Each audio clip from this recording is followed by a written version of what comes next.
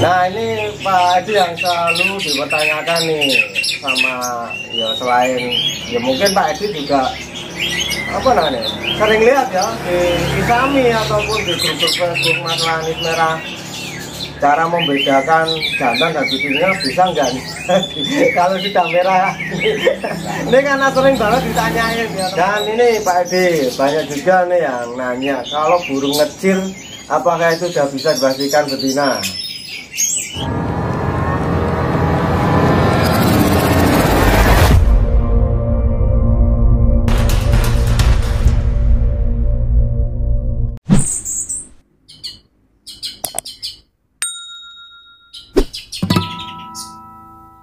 Oh ya, ini tadi kan ada sedikit masalah teman-teman. Kalau ini ya, yang muda hutan itu susah ya Pak Edi ya, kalau buat lapangan ya. Muda hutan itu agak perlu penanganan khusus. Oh gitu. Agak perlu memang penanganannya lebih harus lebih ekstra sabar. Memang sifat liar misalnya dibawa ya sampai burung itu nanti kita rawat bunyi sampai bunyi bahkan sampai teler, tapi karakter liarnya itu Tetap ada. susah. Dan makanya disarankan kalau orang yang tidak punya tingkat kesabaran tinggi nggak perlu rawat muda hutan. Saya termasuk salah satu penggemar muda hutan. Cuma saya kurang enggak menyarankan jangan rawat muda hutan. Enggak harus muda hutan pasti bagus, enggak salah. Oh gitu. Salah. Kan banyak orang-orang tuh yang ngomong wah muda hutan itu nanti bawahnya bagus apalagi di gandangan, ternyata salah ya. Salah, itu salah. Sama sekali enggak. Burung yang anakan banyak yang bagus, dan dari anakan itu banyak yang hasilnya bagus. Fakta tantangannya, fakta di lapangan yang selama ini saya ikuti dari Bali sampai ke Jawa Barat itu mana tuh burung muda hutan yang bisa legend itu kan satu-satunya burung yang legend itu muda hutan itu kayaknya yang sekarang masih ada baru punyanya Pak Dewanti dari Bali Gopal itu namanya tuh memang burung muda. Tapi jarang banget. Secara persentase 1:1. Cuma kalau sekedar buat senang-senang di rumah ingin mencoba gitu ya nggak apa-apa, tapi kalau untuk tujuan kantang nggak usah mudah. Iya teman-teman, jadi ini buat pengetahuan teman-teman aja. Kalau kalian mau beli yang muda hutan, kemarin juga ada Pak Edi yang komen di tempat itu, Mas aku ini dapat beli muda hutan dan akhirnya mati ya. Karena yang pertama dia pertama sih enak udah bisa makan pur, dan yang kedua itu bunyi belum ya, pasti bunyi belum.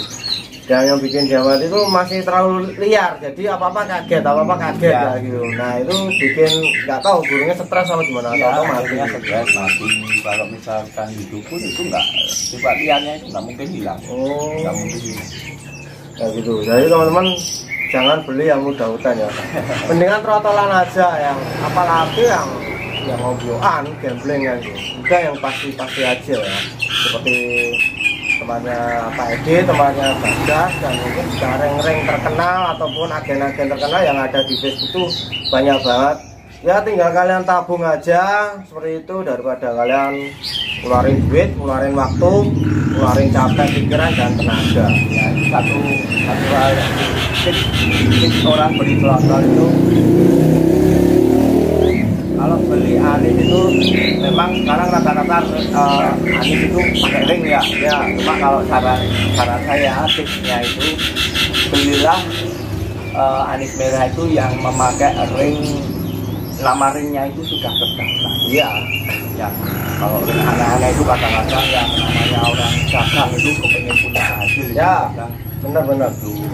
Dan gini Pak Edi, tadi kan barusan Pak Edi bilang, ini buat teman-teman juga, buat informasi buat teman-teman di Facebook, nggak lama ini ya, ada yang posting nih, ring terkenal, ring ternama dan terdaftar dengan harga 500.000, 400.000, 300.000. Nah itu bener nggak? Itu gini, apa dipastikan jantan, benar nggak Pak Edi?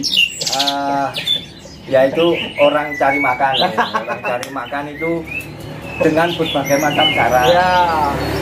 Cuma untuk menyikapi hal-hal seperti itu kita harus cerdik, harus cerdik lah, harus cerdas di situ. Butuh cerdas di hal-hal seperti itu. Logikanya kalau harga segitu di Bali di tangan petani, petani tangan pertama ngambil dari hutan, ngambil hasil panen dari hutan itu. Kalau yang sudah pasti jantan itu minim harganya itu 450, itu masih nyuap. Nah kok ada yang jual udah makan sendiri bahkan ngeriwe pasti jantan harganya cuma 450, 500. Itu posisi burung di Jawa.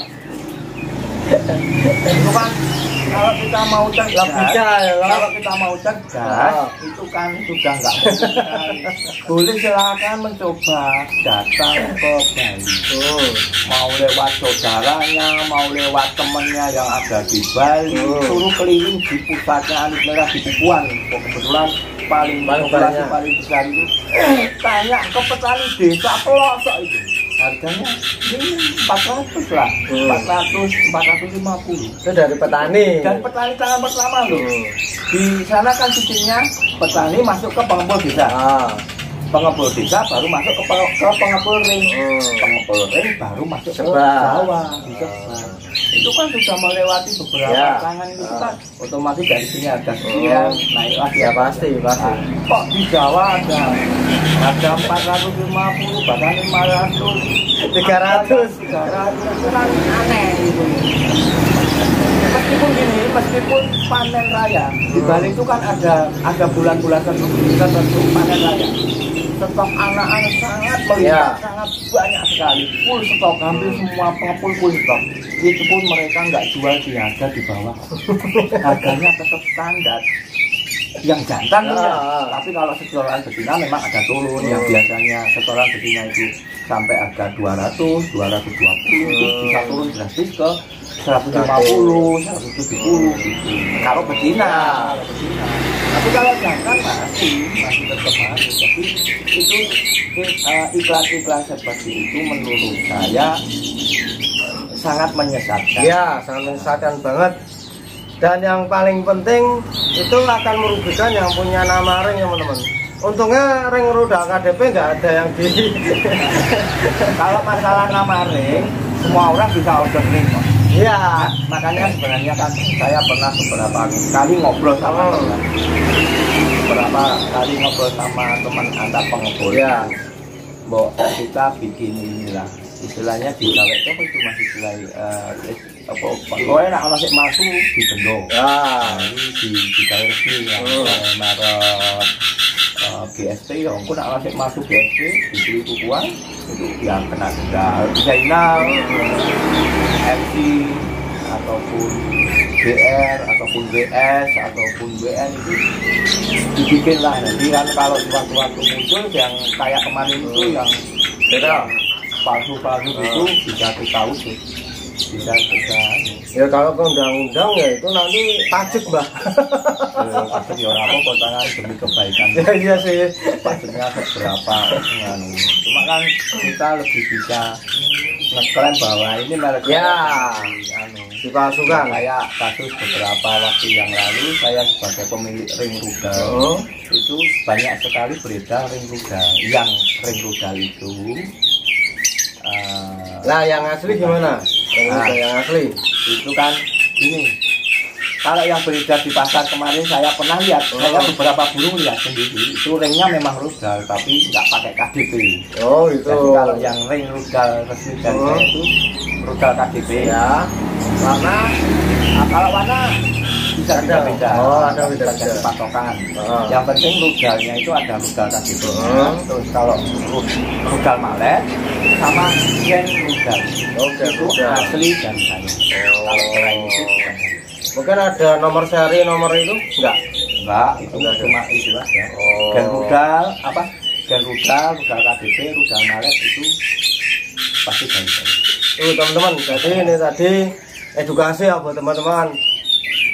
Baru kemarin lah atau 2 hari kemarin aku lihat di postingan, nggak tahu di Sami di mana itu, ternyata masih banyak berkeliaran ya yang memasukkan nama-nama terdaftar ring anis merah dari, kalau nggak salah kemarin rute ring bukan Putri Pupuan, Putri Pupuan, terus ring AS ya benar, ring AS sama ring apa ya, lupa aku yang satu ini, pokoknya ada 3 ring.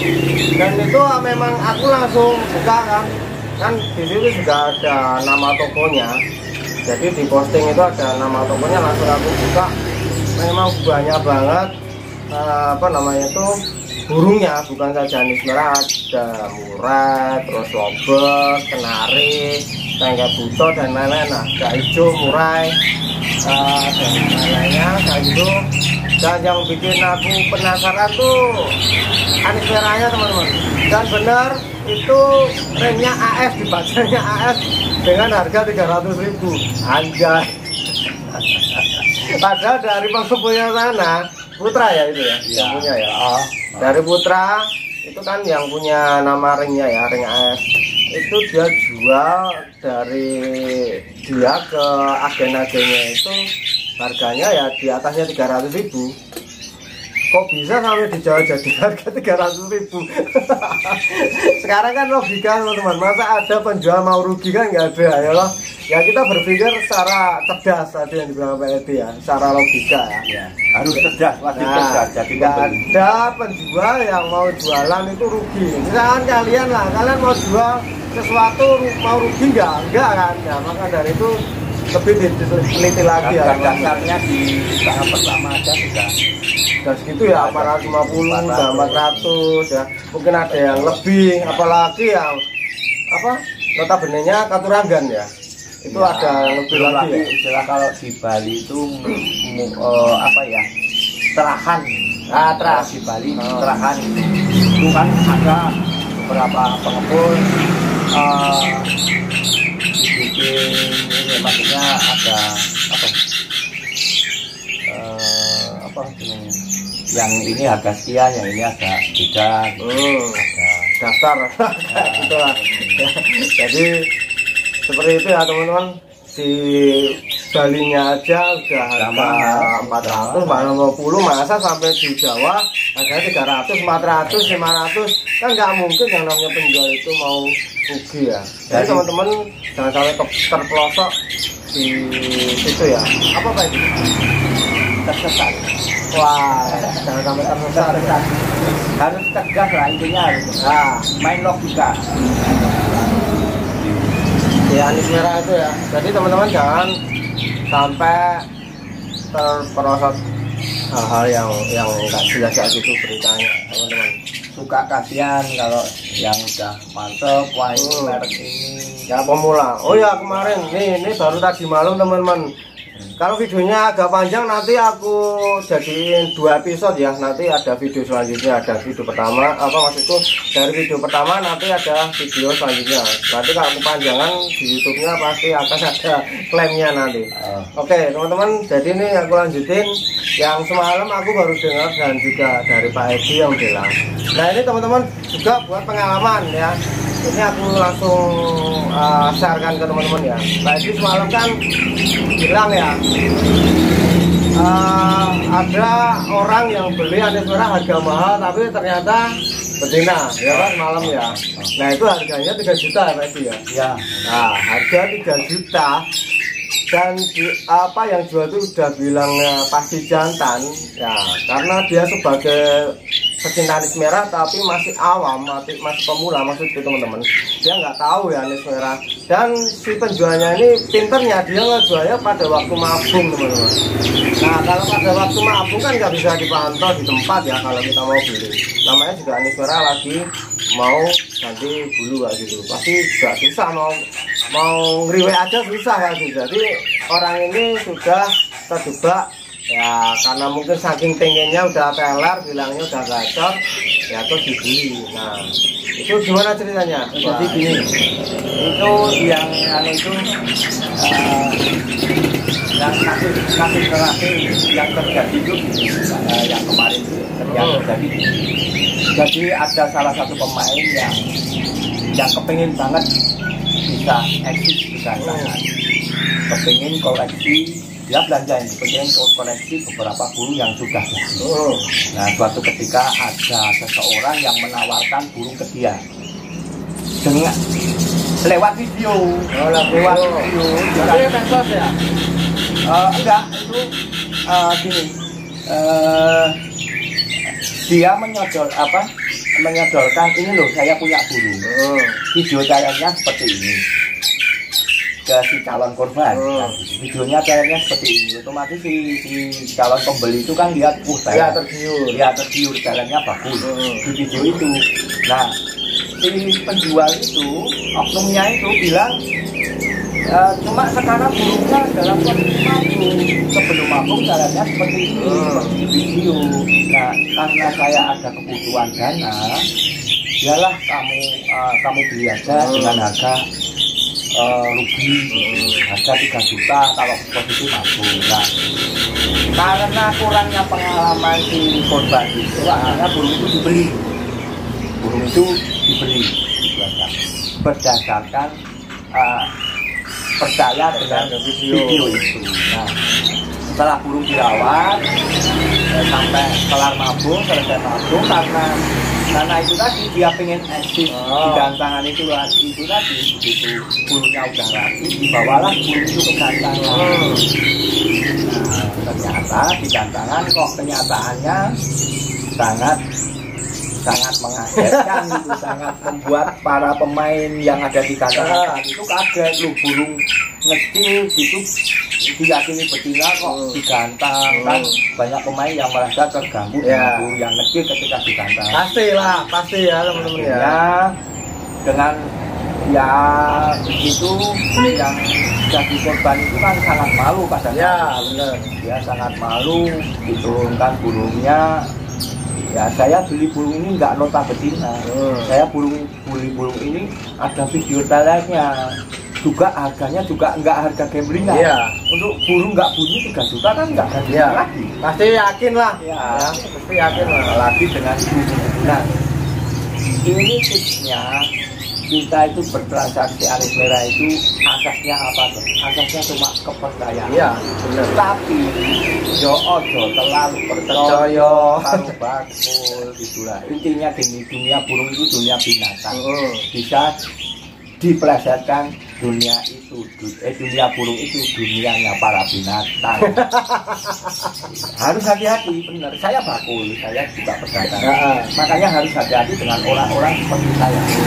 Karena terlena sedikit kena. Benar. Ya tapi tetap kita bisa percaya. Oke, saja harus pilih. Ya paling enggak kita mau membeli sesuatu benda lah, bukan burung ya, bukan aja burung maksudku. Ya kita teliti dulu ya, historinya, riwayatnya kan bisa ya. Sebelum kita ngedilkan atau ngefixkan barang ataupun suatu ya binatang atau hewan yang mau kita beli, kita lihat dulu, flashback dulu historinya orang ini apa. Ya, mungkin kalau ada Facebooknya ditanya Facebooknya, kalau mungkin ada sosmednya yang lain bisa ditanya. Kan bisa seperti itu teman-teman. Kalau dia nggak mau kasih informasinya ya udah, kita nggak jadi aja, mendingan seperti itu. Ya, intinya harus hati-hati ya. Kita harus hati-hati ya, jangan asal percaya. Bukan semua pedagang itu jelek. Cuma kan kehati-hatian kita dalam bertransaksi burung itu akan sangat membantu kita. Jadi endingnya itu jadi bahagia, enggak endingnya ruwet gitu kan, kasihan. Apalagi kalian yang masih awam, masih mungkin baru aja terjun di dunia peranis merahan, nah itu perlu kalian hati-hati ya, jangan tergiur dengan ini pernah, nah itu cerita yang cerita goib lah itu. Jangan dipercaya dulu, kalian lihat dulu historinya orang tersebut ataupun historinya dari burung tersebut kayak gimana ya. Kalian harus meyakinkan dulu sebelum kalian beli. Jangan ini pernah teler, ini pernah bunyi, ngeplong, gacor ya gitu, dan akhirnya mabung mas ini dengan mungkin banyak sekali alasan. Ya janganlah ya, kita harus cerdas ya, harus pintar dalam memahami logika masalah sesuatu yang harus kita beli ya gitu teman-teman. Khususnya di anis merah Ya khususnya apalagi anis merah itu burung yang penuh misteri, yang udah gacor plong pun kadang bisa langsung diem 1000 bahasa hanya gara-gara sepele ya gitu ya teman-teman ya.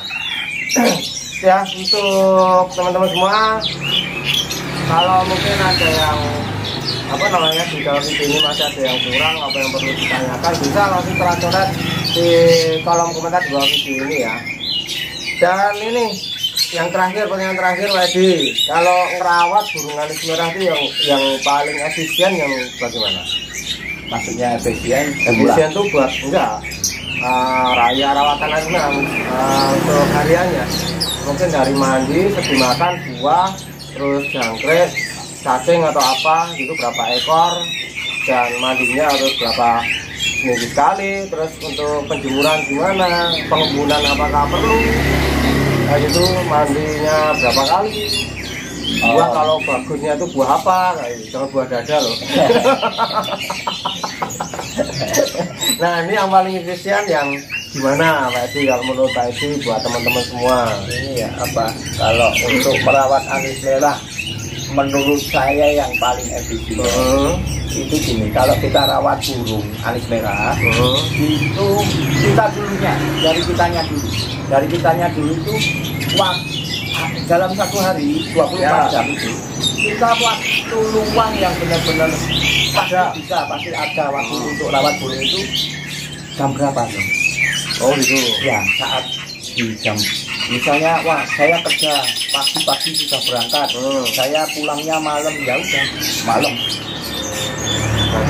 Saya kerjanya berangkatnya siang, pulangnya pagi, jam 3 pagi, ya rawatnya pagi. Oh gitu.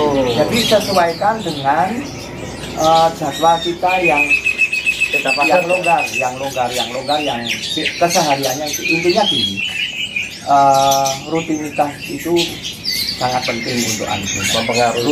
Mempengaruhi. Jadi misalnya kita biasa rawat 2 hari, ya 2 hari. Oh gitu. 3 hari ya 3 hari. Misalnya rawatnya 2 hari sekali, mandinya pagi ya pagi. Rawatnya 2 hari sekali, siang ya siang, 2 hari sekali, malam ya malam. Intinya rutin, jangan berubah-ubah. Oh gitu. Konsekuen ya berarti ya. Ya harus adep lah itu. Istilah Jawanya itu adep. Adep itu juga termasuk bahasa Prancis. Adep. Oh iya. Adep. Kalau di ini.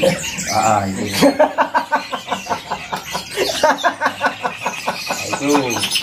Jadi untuk mandi seperti itu ya. Untuk rawatan itu ada. Kalau untuk masalah pembelian makan itu dari extra codingnya aja. Dari impor mungkin ya. Dari itu ini tips saya, pakailah pur yang paling mudah didapat. Oh gitu. Ya, misalnya saya tinggalnya di pedalaman, di area ini di Papua gitu. Di Papua itu beredarnya pur kosong, ya pakai aja. Kalau di daerah misalnya saya di Surabaya paling gampang boleh KP gitu, pakai KP. Kalau itu sebenarnya pur itu juga nggak ngaruh. Oh nggak ngaruh loh. Oh ya. Terus pemberian ekstra putih itu cuma kemantepan masing-masing. Oh gitu. Jadi itu kan tambahan. Itu kan cuma tambahan. Namanya juga ekstra putih. Itu kan cuma tambahan aja. Jadi nggak begitu penting menurut saya. Oh berarti nggak berpengaruh ke burungnya? Oh, enggak. Ya pengaruhnya ya. Soalnya kalau buat ke lapangan ya enak ya. Itu mungkin di lapangan gini. Ini yang ini saya kepingin ngomong. Banyak orang, banyak pemain yang punya keyakinan bahwa ekstra puding itu bisa menjadikan burung kita itu kerja jalan di kandang. Benar nggak? Kalau saya kurang setuju. Oh berarti nggak benar. Karena yang bikin burung jalan di gantangan itu nggak ekstra putih. Terus apa? SPG. Itu yo pengondisian kita. Oh itu. Berarti rawatannya tadi ya. Kulinane itu ya kebiasaan. Kalau burung biasa nggak di ekstra putih, kasih ekstra putih ya. Ya misalkan seorang pelari maraton itu biasanya nggak makan 1 piring, suruh makan 2 piring, meskipun lauknya tongseng ya enggak kuat lagi. Benar. Ya. Jadi ya dikembalikan ke diri kita ya. Kebiasaan si burung itu, kebiasaan si burung itu. Ya kebiasaan kita juga. Mungkin kebiasaan kita kalau kita nggak doyan makan kambing dikasih kambing ya enggak ya. Itu makanya. Itu kalau masalah ekstra putih, kalau buah itu penting. Buah itu menurut saya penting karena kandungan vitamin yang ada di dalam buah itu banyak membantu. Kalau burung misalnya ada perubahan cuaca itu mungkin agak tahan ya sama. Yang bagus apa buahnya? Selang-seling aja ya. Selingannya kandungan vitamin C-nya ada. Itu kan buat daya tahan tubuh penting juga. Itu tiap hari apa per berapa hari sekali? Ya mungkin kalau buah itu tiap hari nggak apa-apa ya. Tiap hari nggak apa-apa. Selang-seling kadang pakai pepaya, pakai pisang, ada yang pakai apel. Apa-apa itu bagus. Kalau itu saya sangat setuju ya karena vitamin C-nya itu daya tahan tubuh itu. Pergantian musim itu kan ya, benar ya banyak buah itu. Kalau mandi itu ya yang namanya anis merah itu kan cenderung burungnya nggak mau sumuk ya, nggak mau gerah itu nggak mau. Jadi dia alangkah baiknya tetap dimandikan meskipun mandinya bisa kita 2 hari sekali atau 3 hari sekali. Nah, tapi intinya tetap anis merah itu ya nggak wajib diharuskan mandi karena dia nggak kuat, gerah itu nggak kuat, gerah sumuk istilah Jawa itu. Ya berarti 2 hari atau 3 hari sekali ya? Bisa 2 hari 3 hari sekali. Dan untuk mandi nih Pak Adi, tak potong sih sebelum nanti diteruskan. Banyak yang meyakini banyak yang meyakini kalau anis merah mandi malam itu apakah bisa membuat anis merah macet, anis merah yang malas bunyi menjadi mau bunyi dan mau gacor. Itu benar gak? Itu apa ya namanya ya? Itu sugesti atau memang real? Ini maaf yang buat teman-teman atau pemain-pemain anis merah yang hobi mandikan burung malam. Kan banyak toh yang memandikan malam. Sebelumnya maaf kalau saya loh ya, kalau saya ini kan kita main logika aja. Di alam itu anis merah kalau malam tidur. Ya. Di hutan itu anis merah kalau malam tidur. Ya dirawat orang wis dikai kurungan, ora itu kurungan. Makannya di serba minim. Malam-malam udah enak-enak tidur dibangunin suruh mandi. Enggak mau mandi disemprot, dipaksa mandi. Kan ya gimana mau burung mau bahagia, gimana burung mau nyaman. Kalau burung anis merah itu tingkat kenyamanan itu sangat berpengaruh. Semakin burung itu nyaman, semakin burung itu mau seperti itu. Jadi kalau menurut saya mandi malam itu kurang pas, tapi saya nggak menyalahkan. Ya, pas buat anis merah. Tapi ada tapinya ya, ada tapinya. Kembali lagi ke yang tadi. Kalau burung dari kecil, dari rawat bahan kroto sudah biasa mandi malam.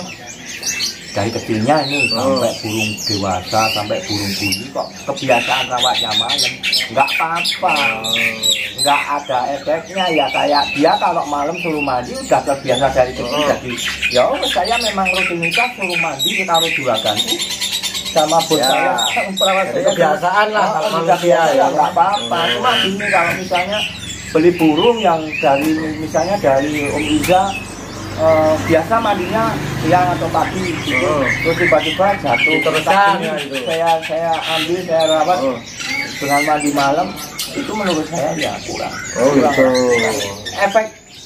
Efek positifnya itu cuma berapa persen lah, tapi resiko efek negatifnya sangat gede. Burung jadi gampang sakit, gampang pilek, gampang galak, gampang pilek. Yang jelas di fisiknya, di kesehatannya. Kalau masalah karakter nanti mau enak di lapang mau enggak itu kan kembali lagi ke burungnya. Ya. Kalau burung enak itu mau rawat apa aja enak.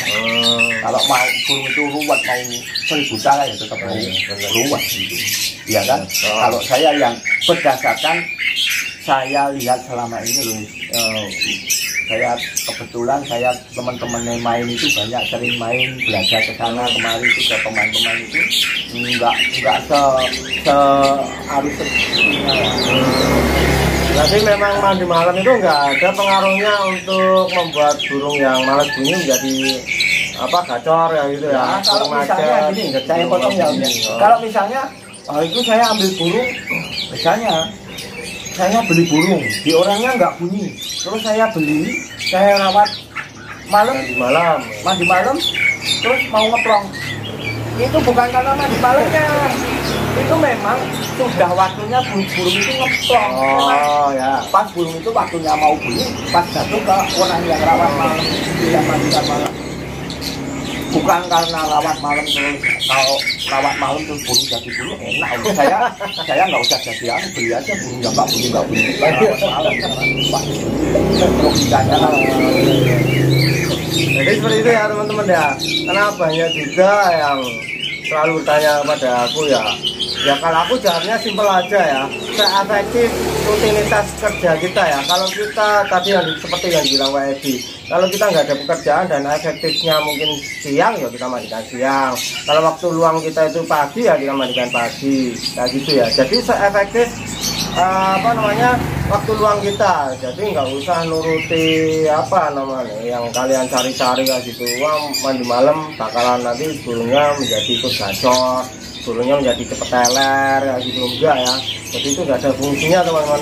Yang fungsi utamanya itu kenyamanan ya Pak Edi ya. Kenyamanan Ya, dari burung ya. burung itu nyaman, kemungkinan besar burung itu akan terus segera bunyi ataupun lanjut teler. Pokoknya terus langsung bisa kondisi on fire-nya si burung itu akan lebih cepat muncul ketika burung itu nyaman. Oh, berarti intinya itu teman-teman ya, berikanlah kenyamanan pada burung kalian. Jadi bukan mandi malamnya ya.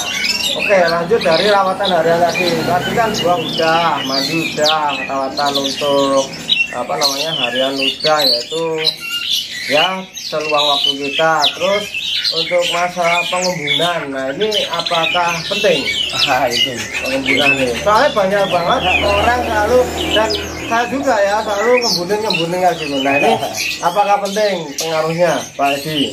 saya agak pusing ya kadang-kadang. Gini maksudnya saya itu banyak belajar dengan orang-orang pemain-pemain sekarang itu banyak belajar, tapi saya ya logika saya pakai lah, saya pakai. Gini kalau masalah embun itu, yo boleh ngembun, tapi untuk burung-burung yang lambat bunyi, misalnya kita rawat anis merah, burungku kok cuma ngeliwit terus nggak ngeplong-ngeplong, itu bisa pakai embun. Oh, pakai embun. Pakai embun, diembunkan bisa. Terus burung saya kok cuma ngeplong-ngeplong terus nggak mau teler, itu bisa pakai embun. Tapi kalau burung udah enak, udah jalan lapangan, udah siap gantang, pokoknya siap saji, udah enak. Embun itu kadang-kadang malah merugi. Oh ya. Salah-salah kita ngembun burung di teras ataupun di depan rumah. Pagi-pagi kita masih agak ngantuk, malamnya begadang, terus ketiduran burungnya hilang dari orang. Itu bisa kan? Loh, banyak loh itu. Gimbon tinggal masuk raya-raya, udah bikin kopi, rokokan gitu, nggak tahu bangun tidur burungnya udah nggak ada. Karena efek yang ditimbulkan burung yang sudah jadi, yang sudah siap gantang gitu, yang siap tadi itu, efek yang ditimbulkan dari embun itu berapa persen lah, cuma sekian persen lah, sedikit sekali efek positifnya. Efek negatifnya sangat besar, burung jadi OB ya. Karena dia terlalu ini ya, terlalu bersemangat ya kayak dewi. Tangi isuk ngerti dewi loh ya, lagi itu tangi isuk, wah kalau tangi isuk rame nah, kita ada sasaran tembaknya ya. Kita ada sasaran tembaknya lek burung. Enggak ada sasaran tembaknya ya, Umi. Bingung kalau nang jero kurungan lho. Nek Teko ke boneka lho, Mbak. burung lah ya Umi mesti ngelar. Boneka manu-manuan. Itulah istilahnya saya kurang Kurang pas ya. kurang Kalau buat yang enggak udah jalan. menyalahkan. Cuma kalau saya masalah pengembunan itu Pak di inilah sesuaikan dengan kebutuhan si burung. Kalau memang burung itu perlu diemburkan ya emburkan, nggak perlu nggak bisa Jangan paksa. dipaksakan karena ya tapi kembali lagi ke mandiri Jadi orang cuma ya, Roh. ya ini ya pengalamannya ya menurut saya. Ya ini buat apa dari pengalaman Pak Edi buat teman-teman semua dicurahkan di video ini ya. Yaitu mau dipakai silakan, kalau tidak pun juga nggak apa-apa. Ya. Yang jelas semua kita kembalikan ke diri kita masing-masing. Karena yang tahu karakter burung kita itu ya kita sendiri teman-teman. Jadi di video-video saya itu hanya memberikan masukan ya. Itu terserah kalian mau terapkan silakan, nggak diterapkan juga nggak apa-apa. Ya, gitu ya. Sebelan koran ya. Nah, kalau abduku yo. Karepmu. Ya, berita yang mana yang perlu dibaca, berita mana yang nggak perlu dibaca. Benar. Terus untuk penjemuran Pak Edi, setiap hari atau harus berapa hari sekali dalam waktu 1 minggu? Kalau saya masalah penjemuran itu saya pakainya nggak harian tapi bulanan. Oh bulanan. Ya. Oh berarti untuk anis merah sendiri nggak harus sering. Ya nggak harus ini dalam 1 bulan penjemuran saya lakukan 3 sampai 4 kali. Oh. Itu pun waktunya cuma sebentar. Berapa menit? Nggak sampai 7 menit lah, misalnya 4-5 menit sudah cukup menurut saya. Itu kalau yang saya pakai, tapi beberapa teman yang koleksinya burungnya juga cuma lumayan banyak yang jalan lapang itu ada yang rutin. Oh gitu. Kalau masalah penjemuran itu ya kita lihat cuaca lah. Kalau misalnya hujan berhari-hari gitu, kadang kan mendung hujannya sampai 2, 3, 4, 5 hari gitu nggak ada panas. Itu ketika ada panas ya kita jemur. Kalau misalnya kayak bulan bulan Agustus itu kan bulan dingin ya, sangat dingin itu pagi-pagi kita jemur boleh lah. Tapi kalau udah sumuk, udah panas, burungnya mesti dijemur ya. Efeknya jelek ya, kadang kurang pas buat burung. Dan efek dari penjemuran itu apa Pak Edi sebenarnya buat anis merah?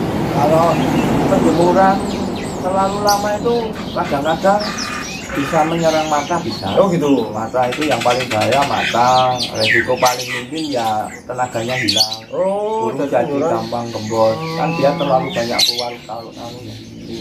Berarti beda dengan murah kayak kacang. Ya kalau burung lain-lain yang kuat panas, semakin dia dijemur semakin keluar tenaganya. Tapi kalau menyerang kadang-kadang. Nah untuk penjemuran yang ini dari yang saya simak dari temen yang suka main jemur itu harus seimbang. Jadi semakin kuat jemurnya, ekstra pudingnya harus kuat. Oh gitu. Oh.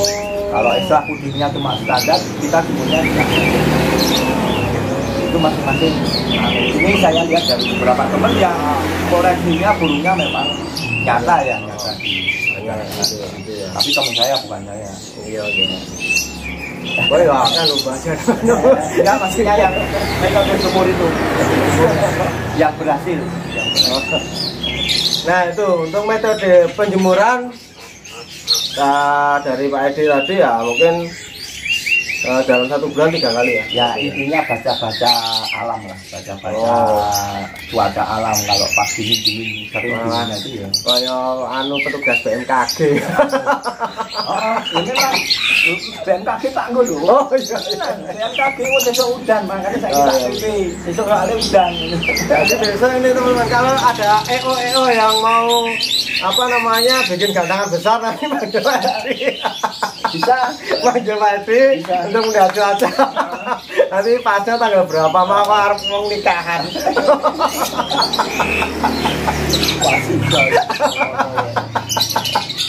Gitu ya teman-teman. Jadi untuk penjemuran seminimal mungkin ya, jangan terlalu banyak. Karena anis merah sendiri juga karakternya enggak ini ya, enggak suka panas ya. Enggak suka panas, di alamnya juga dia di tempat-tempat rimbun, tapi enggak terlalu basah, enggak terlalu lembab. Ya memang di rimbun tapi ya yang pokoknya sinar matahari itu enggak masuk langsung. Itu paling disenangi anis merah di alamnya. Ya teman-teman, jadi untuk anis merah ini juga enggak suka yang terlalu panas, jadi jangan memaksakan anis merah kalian untuk dijemur kalau nggak mau dijemur ya. Nanti efeknya tadi yang bilangkan tadi akan hilang tenaganya atau on fire-nya itu akan menyebabkan burung. Nah, kalau burung kita beda. Manukku ya dijemur gosong. Tekan manuk juga manuk rata-rata jemur, memang tak celup. Podo karo anis merah. Celup ya. Karambang, wong ya bisa. Jika intermezzo teman-teman biar nggak terlalu paneng ya, nggak terlalu fokus, nanti malah stres nanti. Dan nih Pak Di, tadi terakhir sini paling terakhir nih. Pakai banyak juga yang nanya nih, burung galak itu karena apa sih? Banyak banget yang nanya burung kayaknya di kontennya Om Iza itu ada banyak pertanyaan. Nah ini tak tanya ke seniorku teman-teman. Senior ya kalau untuk ini burung galak ya itu karena apa dan nanti gimana cara penanganannya, sebabnya apa dulu? Nah ini yang ingin saya sampaikan. Nah, ini kan gini, banyak langsung orang itu punya burung galak, langsung ditangani, tapi nggak mikir penyebabnya burung galak itu apa. Nah kalau menurut saya menurut saya, kalau kita menemukan burung kok galak digantangani, gantang ngumpul gantang, itu cari dulu penyebabnya, baru tentukan cara penanganannya. Jadi kita nanti penanganannya nggak salah alamat. Ya benar. Kan burung galak itu soalnya banyak faktor, banyak penyebabnya. Ada karena burung masih terlalu muda. Ya. Ada burung pas ini waktunya bulu rontok, bulu tua, itu bisa galak. Terus ada burung yang di rumah kurang tenang, mungkin terlalu banyak burung, terlalu banyak burung yang gacor. Sehingga dia over emosi dan galak. Banyak faktor. Nah, itu masing-masing penanganannya berbeda. Oh ya. Ada yang burung terlalu over extra puding, terlalu banyak evasinya sehingga burung itu jadi galak. Itu penanganannya berbeda. Jadi menurut saran saya itu kalau punya burung yang galak itu cari dulu penyebabnya, baru tentukan penanganannya. Jangan sampai salah alamat, karena itu penanganannya berbeda-beda. Bisa kalau misalnya burung yang galak karena terlalu banyak burung bunyi di rumah, bisa dijual. Dikondisikan dia sendiri banyak istirahat, nggak emosi itu diberikan itu bisa. Kalau yang karena ekstra pudingnya terlalu banyak bisa dikurangi ekstra pudingnya. Kalau burung karena masih muda ya nanti tunggu berapa kali waktu. Kalau burung tadi? Nah satu lagi itu yang nggak bisa diatasi itu burung galak itu karena karakternya itu paten juga. Kayak menungso ya, Mbah ya. Iya. Nek ramati ramari ya loh. Pokoknya tips-nya itu ketahui dulu penyebabnya baru tentukan jalan keluar. Nah itu teman-teman. Jadi kalau kalian menangani atau pas mendapati burung kalian itu burung anis merah kalian ini pas galak, jangan langsung tanyakan gimana cara penanganannya. Yaitu cara penanganannya yang tahu kalian sendiri berarti ya Pak Edi ya. Penyebabnya tahu, cari dulu penyebabnya. Nah karakternya itu kan yang tahu kalian. Penyebabnya apa ya? Seperti itu. Kalau mungkin di rumah kalian yang banyak burung gacor, bukan saja anis merah ya, bisa. Bukan saja anis merah yang gacor tadi bisa ya. Bisa ya. Yaitu penanganannya disendirikan ya. bisa disendirikan. Yang kalau yang terlalu banyak ekstra pusing dikurangi. Itu yang mungkin di rumah kalian yang burungnya banyak dan gacor semua membuat anis merah kalian itu tidak nyaman, bisa tersendirikan teman-teman ya. Ya cara penyendiriannya gimana ya? Tinggal kalian mungkin cari tempat yang membuat anis merah itu nyaman ya gitu. Kalau mungkin sudah nggak ada tempat ya kalian apa namanya itu penanganannya mungkin bisa cari istri lagi. Nanti bisa ditempatkan di situ. Enggak gojek ya teman-teman ya. Cara paling gitu untuk burung gala ini dijual. Bapak selesai kita pusingnya, udah langsung selesai masalah, langsung hilang ya mumputnya ya. Hilang mumputnya, tambah permasalahan lagi, tambah mumput lagi. Itu ya teman-teman, jadi penanganannya tadi sudah dijelaskan sama Pak Edi. Jadi kalian lihat dulu sebabnya apa, penyebabnya apa sih ya. Kalau sudah tahu penyebabnya, nah baru ditangani. Jangan asal menangani tapi kita tidak tahu penyebabnya. Seperti hanya kita sakit lah, kita sakitnya itu apa dulu ya loh. Mungkin sakitnya Mutaber, kalau minumnya Ultra Blue ya nggak cocok. Malah tambah edan nanti Mutaber ya. Jadi lihat dulu penyebabnya apa, penyakitnya apa. Mungkin sampai di sini aja teman-teman, tanya jawabnya sama Pak Edi yang lebih mengerti masalah perawatan anis merah dan penanganan anis merah, karena sejak dari tahun 1992 ya, 92. Malah kalau ini menir loh. Sejak tahun 1800. Ya, dari Pak Edi ini sudah benar-benar senior, 20 tahun untuk perawatan anis merah, tapi beliau pun juga masih belajar ya Pak Edi ya. Masih belajar untuk mungkin juga permasalahan anis merah, karena di anis merah yang saya katakan tadi tidak ada yang lebih senior, tidak ada yang guru, tidak ada master. Kita sama-sama saling belajar, karena pengalaman itu yang akan menjadikan guru kita yang paling mahal teman-teman. Itu ya, sharing-sharing di videoku ini buat kalian belajar bersama-sama teman-teman ya. Ya itu, dan jangan lupa untuk teman-teman untuk masalah ring rudal KDP. Nanti untuk nomor WA-nya saya di sini apa ya? Nggak apa-apa. Nih nomor WA-nya nih. Nanti langsung kalian hubungi Pak Edi untuk kalian yang mau mengadopsi anis merah ring rudal KDP.